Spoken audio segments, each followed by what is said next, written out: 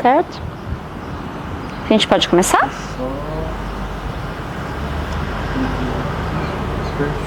Pode começar.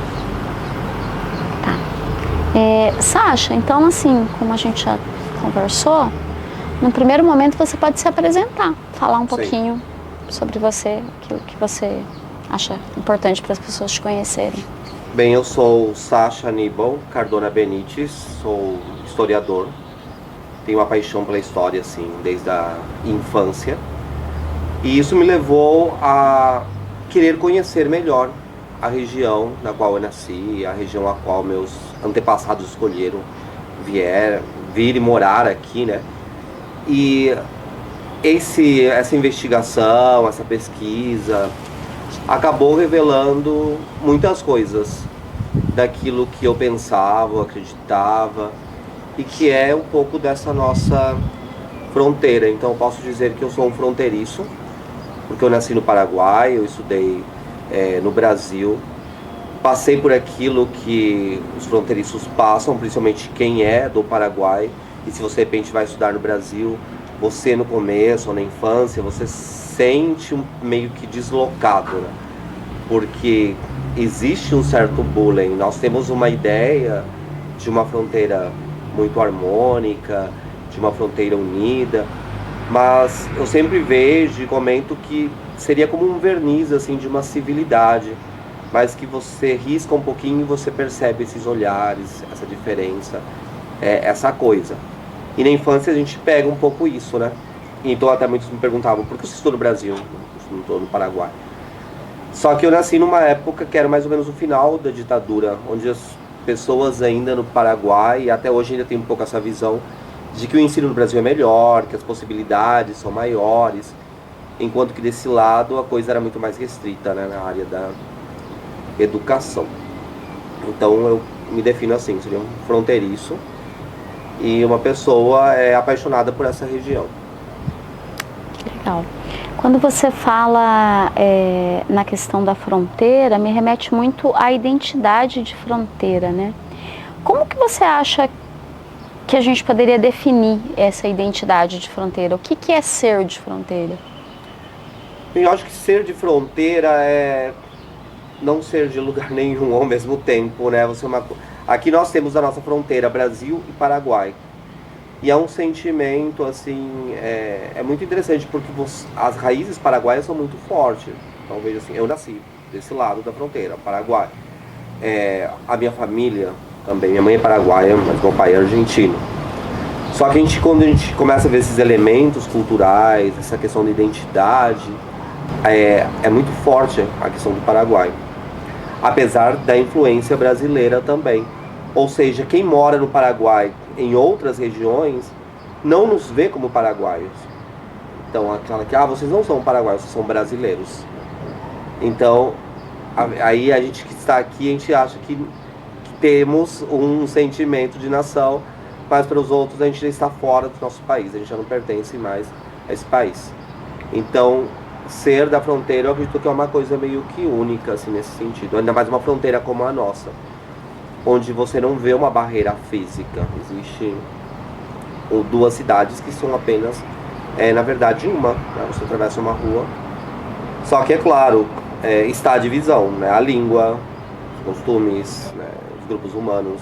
Aqui não tem só paraguaios e brasileiros também, tem pessoas vindas de várias partes do mundo. Então isso faz também da fronteira um lugar especial, cosmopolita, que inclusive as regras de valores são diferentes, né? Coisas que para nós são normais, de repente em outras áreas seriam ilegais. Só que a gente acaba culturalmente aceitando, né? Aceitando. Pô, muito, muito rico isso tudo. Quando você diz que para o restante nas outras áreas do Paraguai, eles não veem a gente aqui, né? Os paraguaios daqui de Pedro Juan como paraguaios, veem como brasileiros. Eu nunca tinha pensado nisso, assim, nunca tinha me ocorrido isso. E faz pensar um pouco assim, o que nos define, né, enquanto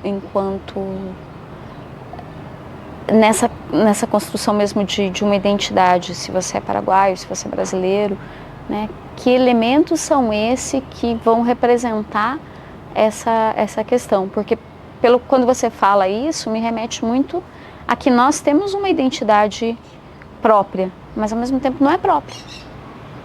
Sim, como por exemplo, nós temos aqui a nossa fronteira, né, com o estado do Mato Grosso do Sul, que a gente pode considerar o estado mais paraguaio fora do Paraguai, principalmente essa área aqui, o sul do Mato Grosso do Sul.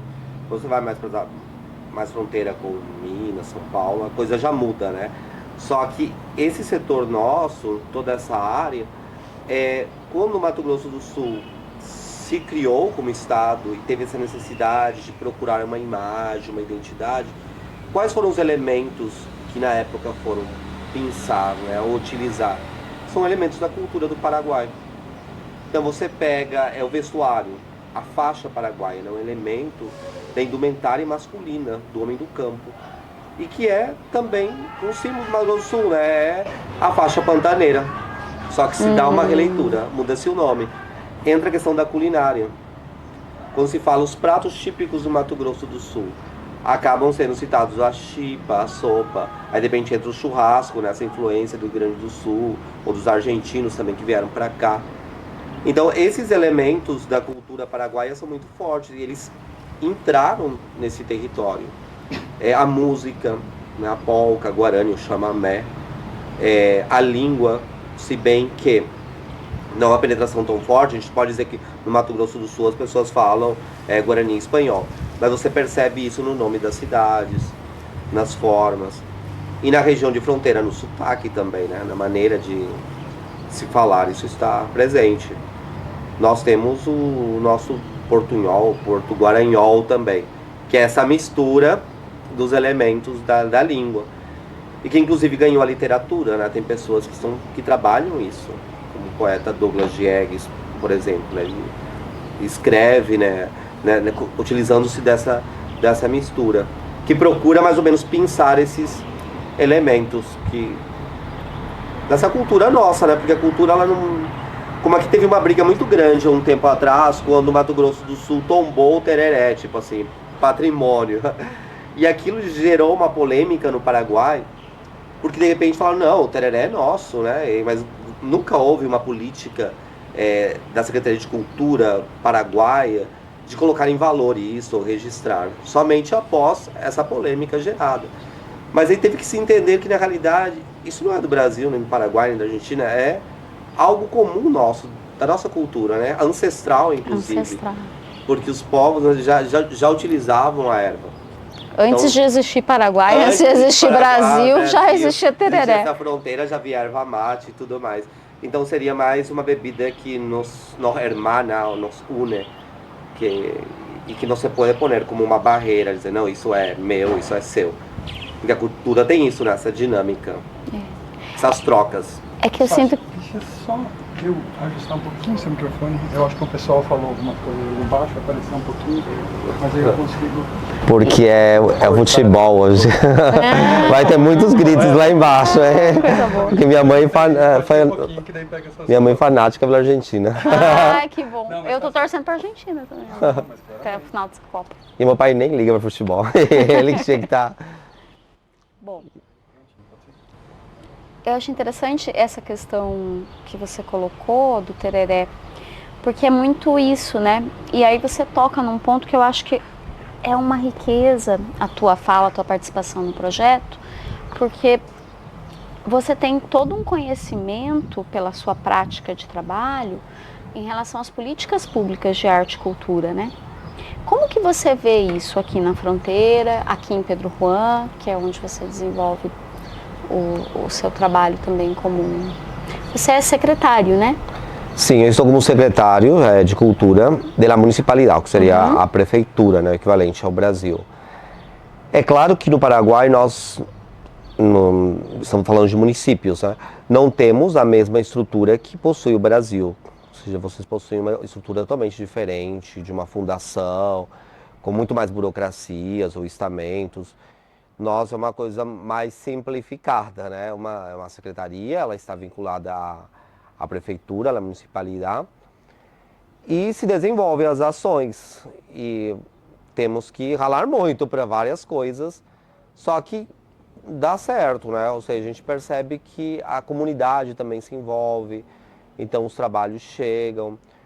E não sei se porque é uma prática que aqui já vem de longa data, ou porque as pessoas têm também um certo gosto por algumas coisas, pelo menos muitos veem como positivo, ou seja, que Pedro Juan Cavalheiro tem um movimento cultural, tem ações importantes. E eu acredito que seria interessante ter mais essa troca, inclusive com Ponta Porã, essas políticas em comum, que não ocorre muito, né? Como aqui não dá para pensar na segurança, por exemplo, separado, sim, trabalhar a segurança junto. A questão da saúde também, né? Você vai fazer uma campanha de prevenção de doenças, o que for, não pode ser só do Brasil ou só do Paraguai. Ou educação. Ou educação. Mas as pessoas também esquecem que cultura também tem que ser assim, né? Tem que ter essa troca. E com muito cuidado, justamente para evitar essas rixas ou essa divisão de cair naquilo de não, isso é cultura brasileira, isso é cultura paraguaia, isso não se mistura porque nós somos isso, nós somos aquilo. Não, romper essas barreiras e dar essa troca de forma positiva. Eu acredito que isso é algo que é uma matéria pendente ainda, né? Que nós não temos.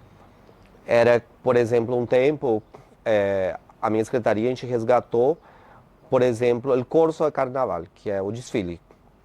O carnaval é parte da nossa história, da nossa tradição. Então haviam registros da realização desses corsos desde a década de 20, ou seja, 100 anos atrás.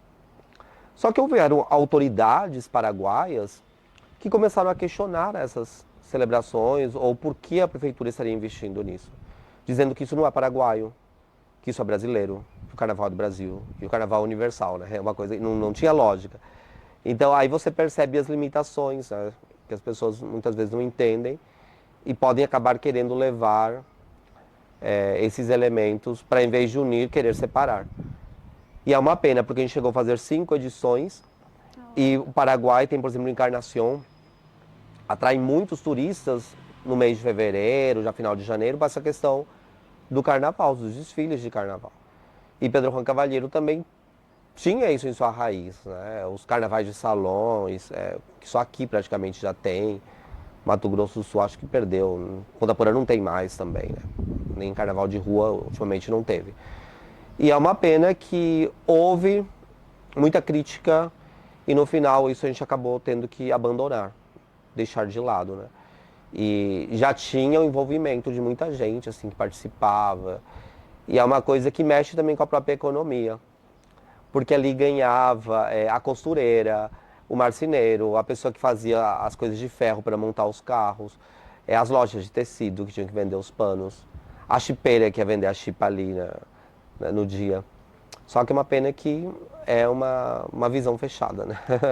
Falta, né, esse olhar para a cultura e a arte. Sim. Como cadeia produtiva, né? Como claro. Que tem um valor e pode produzir riqueza sob várias óticas, assim.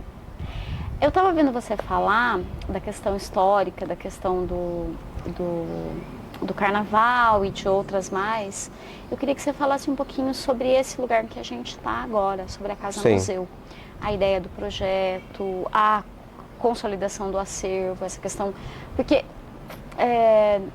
eu vou falar um pouquinho da primeira vez que eu te vi. Sim. A gente veio aqui para a inauguração desse espaço. Não, eu já tinha conversado com você antes da questão da FUNCESP e tal, uma coisa assim. E depois eu vim para cá, foi próximo assim, eu vim para cá para a inauguração desse espaço.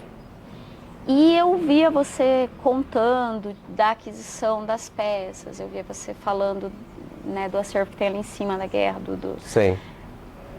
Com uma paixão e uma coisa muito afetiva, muito amorosa por essa história, né, e por essa população, porque eu acho que manter uma casa-museu como você mantém aqui, com iniciativa própria, com recurso próprio, com todo, né, com tudo que envolve você manter um espaço como esse, é um ato de resistência, é um ato de coragem, é um ato de amor, porque você está mantendo isso daqui, essa história, para o público. Então eu acho que não poderíamos perder essa oportunidade. Foge às vezes um pouquinho do tema, mas não, tá tudo junto. Mas eu queria que você falasse um pouco desse espaço, das iniciativas de arte e cultura que você desenvolve. Sim, também. então, como eu gosto muito de história, ou seja, eu sou apaixonado por história, eu estudei história. Só que eu vou um pouquinho além, né? Quando eu leio um texto, eu gosto de um período ou de um personagem, eu fico com aquilo que de repente eu quero ter alguma coisa daquela época, ou daquela figura, e vou atrás, até conseguir alguma coisa. E assim surgiu a coleção, por esse gosto. Então eu sempre falo assim, que eu durmo e acordo no meio da história, porque eu moro no meio da Casa Museu. E o que é a Casa Museu? É uma casa onde está essas peças históricas da minha coleção e que ela pode ser visitada, ou seja, as pessoas podem agendar e visitar, vir conhecer. Também a casa ela abre para alguns eventos. Há pouco tempo a gente teve a reabertura, porque ela ficou meio fechada pela questão da pandemia. Tivemos um encontro aqui com o pessoal do teatro também. A gente estreou uma peça pelo aniversário da cidade. E aqui estiveram os atores, todas as pessoas. Foi feita a van-premiere da peça, que foi estreada pelo aniversário. Então, há objetos da história da fronteira, objetos da história do Brasil, peças também de outros países. E a ideia justamente é que as pessoas que visitam a casa também percebam um pouquinho isso, né? O que é a fronteira? A fronteira é uma mistura, né? De várias coisas. Então aqui tem uma mistura, é muito eclético, que é um pouquinho esse caleidoscópio, esse mosaico, essa construção, esse quebra-cabeça que junta, que monta, que desmonta, que é um pouco a região na qual nós vivemos. E às vezes eu recebo essa pergunta: você tem uma ajuda pública para manter? Eu falo, não. Eu sei que eu já Não, te perguntei. não há ajuda nenhuma, né? Eu estou como secretário numa instituição, mas eu não recebo nada de parte dessa instituição para manter a casa. Então não há uma ajuda da prefeitura, nem governação. É uma coisa particular, né? Um acervo particular meu e uma coisa assim que eu gosto. E que eu acredito que as pessoas que têm essa paixão por colecionar, principalmente peças históricas, nós somos guardiões, assim, a gente vai cuidando isso. Mas a gente tem noção que não é nosso. Isso é para a comunidade, é para as outras gerações. A gente tem um compromisso, aquilo veio parar na nossa mão e tem que ser cuidado. E a ideia é que isso possa ser repassado e seja mantido para outras gerações também. Então essa é uma preocupação, essa questão de manter, né? E a cidade também possui um outro museu, que fica no Centro Cultural, que é o Museu Municipal, né? Lindo, Que pertence à prefeitura. Sasha, eu acho que é isso. Agora sim, pra gente encerrar, eu fiz isso, eu tenho feito isso com os entrevistados. Você pode falar qualquer coisa que você ache relevante, concluir, né? Fazer uma espécie de conclusão, algo que você queira falar. E te agradecer, porque foi ótima a conversa. Então, eu que agradeço pelo convite. É sempre bom, né, ter essas conversas, essas trocas. E eu conheço o seu trabalho, né? A gente está sempre trabalhando junto, tendo também... eu admiro muito essa questão sua de se doar, porque isso... Os artistas devem ter isso. Essa questão, né, de que sua arte não seja fechada, não seja para quatro paredes, não seja só para galerias, mas que seja aberta e que envolva e que se faça presente. Eu percebo isso no seu trabalho. Então poder contribuir com uma fala, com essa entrevista, assim, para mim é uma honra, se isso venha de certa forma enriquecer os seus projetos, o que vai sair, que você está montando ali, que vai se transformar e que a gente vai poder ver proximamente. Show, obrigada. Vou te dar um abraço. Obrigada, Sasha. Então, porque Muito é 10. difícil às vezes